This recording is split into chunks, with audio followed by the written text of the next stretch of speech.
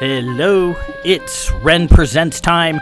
I'm your host, Ren, and today we continue with the Hazards of the Old Ones, Part 3, Chapter 18, Red Ha. And if my voice sounds a little weird, it's because it's freezing in here. I don't have our heat turned on yet. I can't go from air conditioning straight to heat. No, I need some lay period in between where our furnace isn't being used one way or the other. So, no, we're just have to gut it out. It'll warm back up a little bit, or we'll just get used to winter temperatures. But it's maybe in the high 50s in here right now. Fairly cold, but it's okay. We will soldier on as I provide you with unmonetized content, because that's how I make these things roll. Last week, we met the King of Xandarr, Prince Balor, who was the third in line behind Princess Marlith, and then their sister Nalfeshni, and then Balor. And then the rest of them, which I haven't given names to, except for the 11th one, Princess Vrock, obviously, is the sole survivor of the House of Xandarr. When Princess Vrock came to murder the lot of them, he was out in the town having sex with the dirty courtesan. He had a body double standing in for him. So Vrock choked to death his body double and placed it at the table. And then, even though she's freaking nuts, she noticed it wasn't him and started looking for Prince Balor. And he was frankly in a lot of trouble. He's a posh playboy, an aristocrat, a celebrity, never worked a day in his life, always had a life of leisure and so forth. And all of a sudden now he's got a psychopath wanting to kill him. He tried to call in a few favors from his Zaffin friends, and they all told him to F off and die, because it becomes known that it's the Black Hats who are after him. They don't have anything to do with Black Hats, so you are on your own, buddy. So the only place he could take refuge was in the dirty, filthy tunnels beneath Xandarr Keep. A maid servant named Jimmerlane took pity on him, brought him down there, and eventually, as he scrabbled for food, fighting for scraps in the tunnels with the other refugees, wherever they came from, he metamorphosized from a worthless, do-nothing guy to a person who saw the worth of the people that he was a king over, or who was a royal over. These people of Xandarr, who aren't really, they're more agrarian, they're just people. And most of the rottenness, the rotten goodness that came out of Xandarr came from his family, and most of the people were just people trying to get by. And he learned the worth of his people, and then realized that since he's the only one left from his family, he is the King of Xandarr. Captain Davidge, having met lots of Zaffin kings and warlords and found them all to be a brutish, capricious bunch, usually concerned for their own skin, their own profitability, their own leisure, listened to the king begging him basically to bring the League to Xandarr and help fight this Shadowtech Blackhead scourge, and was highly skeptical. I was like, yeah, what's in this for you? Where's your gain? He's been jaded by his past interactions and doesn't really know if King Balor is sincere or not. And that's where we stood last week. This week, we're back aboard the Seeker, and we're going to have a weird chapter known as Red Ha. And if you've been paying attention, you know exactly what Red Ha's are. But we'll explore them more, and then I'll go over them at the end of the chapter, as always. So let's proceed immediately. Chapter 18, Red HAWS.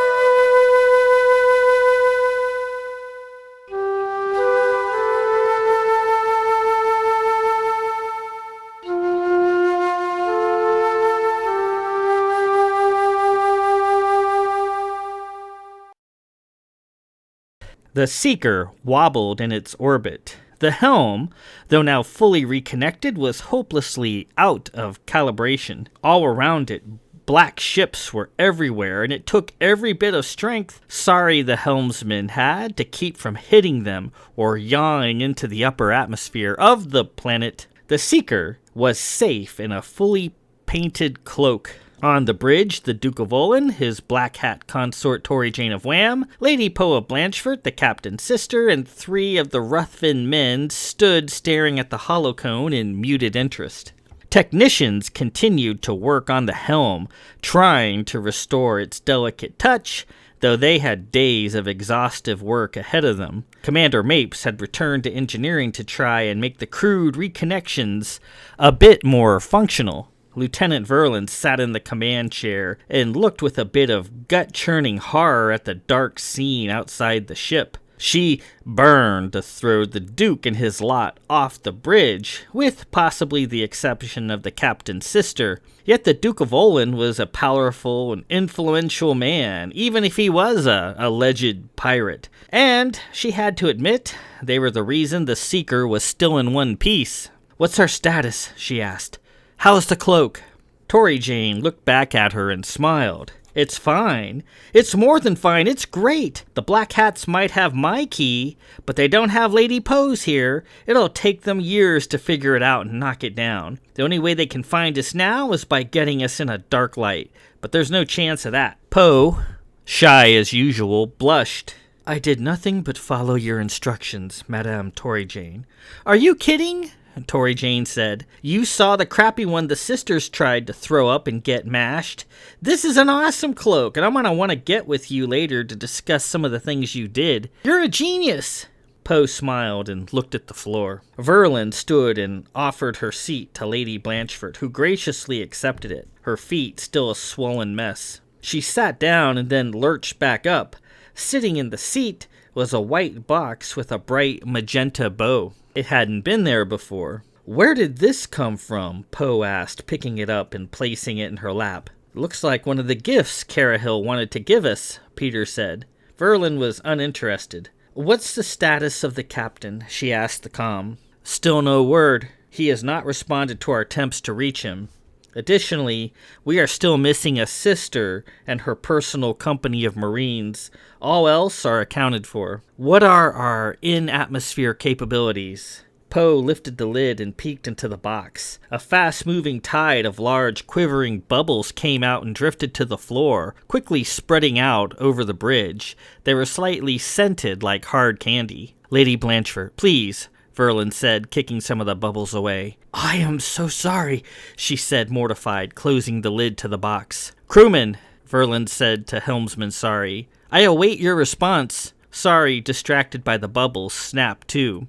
"Pardon, Lieutenant, in our current state, it is inadvisable to attempt to enter the atmosphere. The helm is still too slow to respond, and we shall quickly find ourselves out of control," she said. Sage of Ruthven turned to Verlin. "What is wrong with the helm, Lieutenant?" he asked. "That is ship's business, sir," she said in her Howl accent. There was a brief flash. "What was that?" Verlin asked. Everybody looked around. There was a faint, casual clatter of metal against metal. "Wait, stop, everybody freeze, don't move," the Duke cried. Verlin was startled. For a moment she thought the Duke, a suspected pirate, was forcibly taking over the ship. "Listen to him. Everybody stay where you are. Don't move, please," Tori said. "What is this?" Verlin asked. The Duke, frozen in place, spoke through a closed mouth. "Do not move, Lieutenant. Do not breathe. All of our lives depend on it." The bridge crew froze up as commanded. Only the clicks and beeps of equipment indicated that time moved on. The Duke stood near the viewer, Tori Jane at his right, John of Ruthven on his left. Lady Poe, her face and feet bandaged, sat in Davidge's chair where Sig usually sat. Lieutenant Verlin stood leaning over the ops panel. Helmsman Sari stood in an awkward angle. She had been adjusting her boot. One of the technicians was kneeling against the helm column, unable to see anything. The missive was in an embarrassing position. His finger was quite close to his nose, and there were red HAWS all over the floor, rolling about. They appeared to be cloaked. However, the bubbles on the floor had gravitated to them en masse. Through the filmy surface of the bubbles, the red HAWS brassy capsules could clearly be seen. Duke, what is going on? Lady Poe asked through frozen teeth, her eyes whirling around in their sockets. At least she was sitting. There are activated red HAWS on the floor. I count 4. Actually, I see 6, Tori added, and I see a 7th. Lady Poe, do not move a muscle. One is right near your left foot, Johnny said. Poe tried to look down. Vaguely, she could feel a cold metal capsule, frosted with soapy bubbles, nudging her foot through the light bandages. Looking around with her eyes, she could see several more rolling about at various places, a dim red light glowing on each, lit up by the bubbles. Where the hell did these come from? Peter asked. Don't know, the Duke said. All of mine are still locked in their brace. Crewman Sari at the helm was suffering in her awkward position. Lieutenant, we are in a 15-degree starboard bank heading toward the planet. I had leaned over to fix my boot when... Do not move the wheel, crewman, Verlin said, a little unsure what was going on. The bridge was locked in place. One wrong move, and it would be all over. When she finally began to stir a short time later, Davidge pulled Sig out of her burlap blanket and held her for a bit. Inez came up. He had been busy examining and treating as many refugees as he could. Fungal infections were rampant down here in the tunnels. Inez had already diagnosed 5 women with various fungal maladies. Sig, now fully conscious, was parched. Davidge felt dubious giving her a drink from the tankard of brownish water given to them by the king, but Inez proclaimed it potable, and Sig greedily drank the whole thing. Balor returned. The preparations are in place. We are ready to take you to the communications device. Giving Sig her shawl and sandals back, they followed Balor down a chain of tunnels that seemed to stretch on without end. At various intervals, the walls of the tunnel were scrawled with strange symbols, which various people refreshed with simple white dye. Those symbols are what keep out the STTs, Balor said.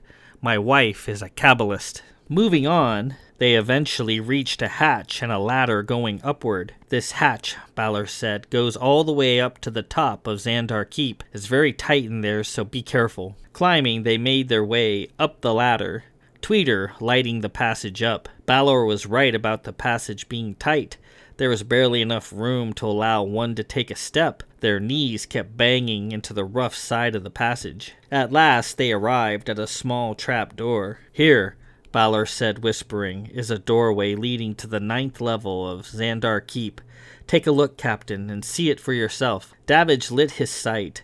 Beyond the hatchway, he saw a regal passageway filled with furnishings and ornamentation in the Xandarr style. As usual at Xandarr Keep, one of the sides of the passageway was open to the elements, and he could see down into the levels and courtyards below. The Xandarian horizon, normally soft purple, was brackish and black in areas with shadow tech. Look to a room near the end of the hallway to your right, Balor said. Davidge looked. In a large, lavishly decorated room was an elaborate-looking device. Arrayed in front of the device were a number of poofs, couches, and pillows. Davidge thought he recognized them. Marlith once sat on those pillows. A brief pang of nostalgia touched him, and he quickly dismissed it. I see the device, Davidge whispered. Is anybody out there? Sig asked. Davidge looked around. I see 5 black hats, 2 in the room in question, and 3 roaming the hallway. Holgisman? Kai asked.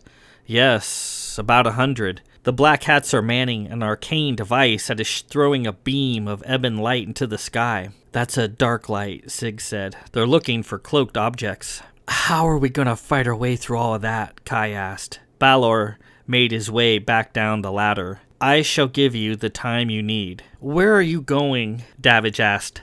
Balor looked up at him. You will have the time you need. I pray you, sir, do not allow our sacrifice to go wasted. Use the time wisely, and remember what I have asked of you. Balor, get back here, he hissed. Balor, though, wasn't listening. He continued down the ladder and was gone. The Red HAWS had been the Los Capricos weapon of House Milton for centuries. It was said that the original Red HAWS was designed by another now forgotten house on Anaris, and to this day it bore the distinctive swirls and notches indicative of that world. It was said that the Miltons stole its secrets and made it their own, taking it to Cana with them when they settled in the Ester region. Resembling a 5-inch long brass capsule, it was always considered a potent and undeniably deadly weapon. When activated, it, upon impact with the ground or a person, burst open, unleashing a long coil of taut wire links that undulated around in a death-dealing cloud, sundering virtually anything they touched. The whole ghastly event looked like the sprouting of a hawthorn bush sped up in time. In fact, the ancient name of the weapon was red hawthorn, hawthorn for the plant it resembled, red for the blood it was soaked in after it had done its grim work. It was a fairly unique Los Capricos weapon. There were, of course, many that could be timed and thrown, but the Red HAWS was one of the few that could be set in place, lurking and waiting for a victim. It was one of the few that could be used for assassinations. Los Capricos weapons were given a special, if undeserved, place in the law. Duels could be fought with them, and no punishment was available. Murder, too, for few dared acknowledge that nothing other than true noble acts could be performed with the legendary elder-made Los Capricos weapons. The Red HAWS, with its lurking, indiscriminate, death-dealing ways, skirted the line, and gave many houses considerable pause.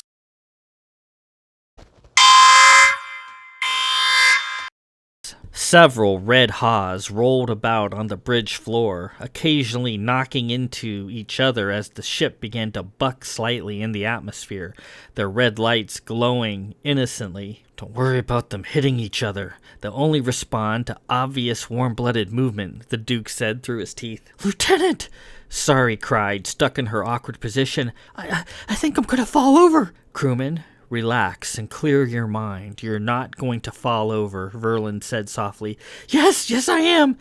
No, you're not. Relax. Sari looked terrified. Her legs trembled slightly. I'm falling, she said. She had just begun to topple over when Tori caught her in a full TK.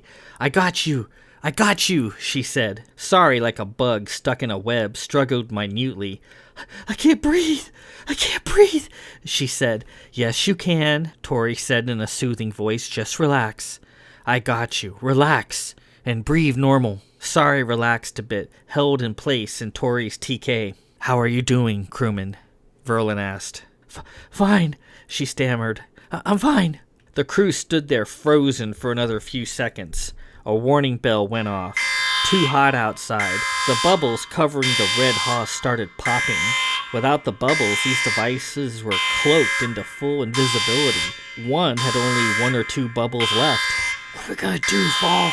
Johnny hissed. What are we gonna do? The Duke sweated. You remember Midas, Johnny? That's what we're gonna do. Does anybody have a shot? A shot, Verlin said. And how, may I ask, did you reacquire your weapons, Duke Olin? I believe the captain confiscated them. That's a trade secret. I can stand in too, Tori said. The one's over by the helm. I've got a clear shot at one, Peter said, near Lady Poe's chair. Remember, Peter, you can't shoot them with a pistol. You need an energy weapon to flash melt it, the Duke said. I've got my Herdimer and my duster. Good. Who else? I can get 2, I think, Lady Poe said. Which ones?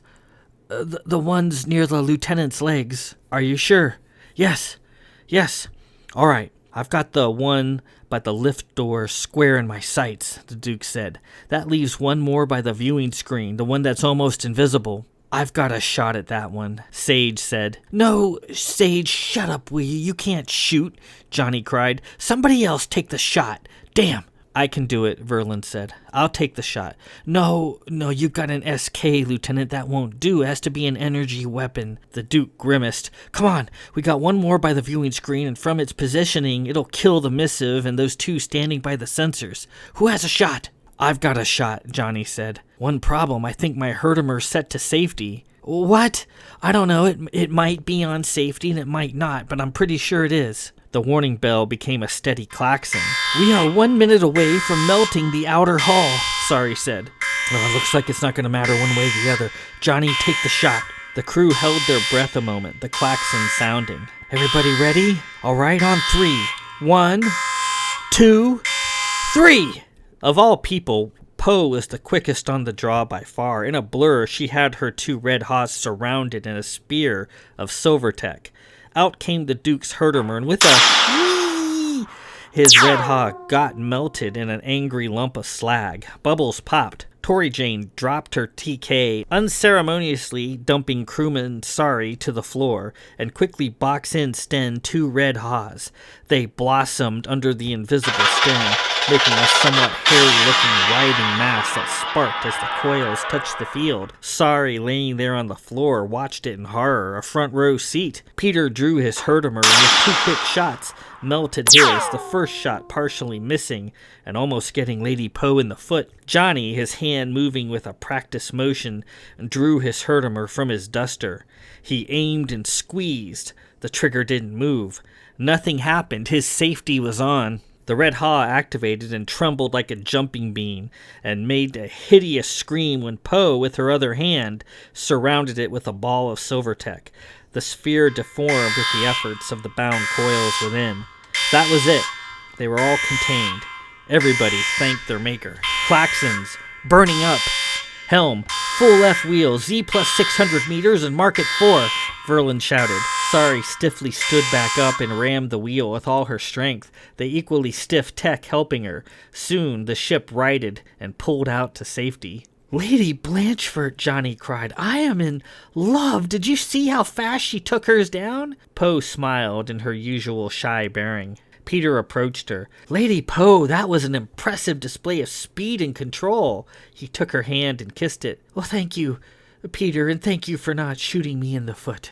And with that, we conclude Part 3, Chapter 18, Red HAWS. So, we see the situation on the Seeker is a bit desperate. Lady Poe had cloaked the ship, so therefore protecting it from the masses of shadow tech that's floating around. Lady Poe is, as I'm sure you're starting to notice, is very potent with her silver tech skills, and her cloak worked pretty well. They're not gonna be found anytime soon with that cloak. So the shadow tech outside is rendered harmless. However, all of a sudden, all these crazy red HAWS end up rolling around on the floor, and there was nobody sure how they got there, and they all had to freeze. The Duke telling everyone, "Don't move," and Verlin thought he was trying to take over the ship for a second, but no, they counted 7, and eventually they were able, with a fast draw, to take them all down. Poe had to take care of 3, 2 with one hand and 1 with the other, showing a lot of speed and accuracy in the process. Down on the surface, King Balor leads Captain Davidge and his party up through the 9th floor of Xandarr Keep, where there is a communications device down the hall they can use to reach the ship. But problem, it's crawling with black hats and Hogismen. But Balor promises a diversion of some sort, and he says, when we make our diversion, don't waste the time we've given you. That sounds pretty dire. So Captain Davidge has no idea what King Balor has planned, but we shall see. In any event, the situation with the Red HAWS has been mitigated, and we see the Red HAW is like a brass capsule, and it's full of tightly wound wire. When it bursts open, the wire uncoils, comes out of the capsule like tentacles, and will pretty much slice in two anything it comes in contact with. I got the idea for that when I was in the military, and I can't remember exactly what it was, but there was some sort of device on the engine that contained a lot of wound up wire, and one of them went bad, and it just kind of went boom, and all this wire just burst out, and it was really dangerous. If your face or your hands were near there, you really be injured with that. I just remember seeing just all this wire going all over the place, and that's what gave me the idea for this Red HAW. The name Red HAW comes from a street in Dayton, Ohio, that a girl I liked once lived on. So don't worry about that. Forget that. Screw that. Any event, next week we continue Part 3, Chapter 19, The Ghost. And I was considering doing The Ghost in this reading, but it's a little too long. This reading would get too long. So we'll do it next week. The Ghost, where we get down to what has been going on the Seeker. Who is deactivating the helm? Who is throwing red HAWS around? We shall see next week. Until then, this is Ren Presents. I am your host, Ren. Peace out.